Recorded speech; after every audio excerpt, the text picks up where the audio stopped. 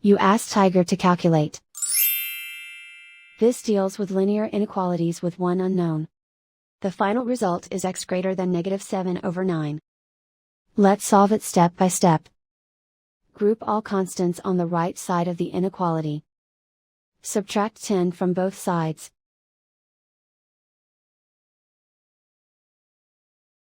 Simplify the arithmetic.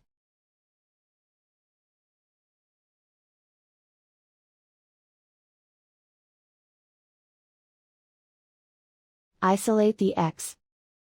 Divide both sides by 9.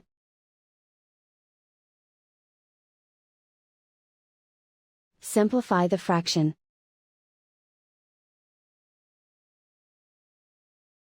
Plot the solution on a coordinate grid.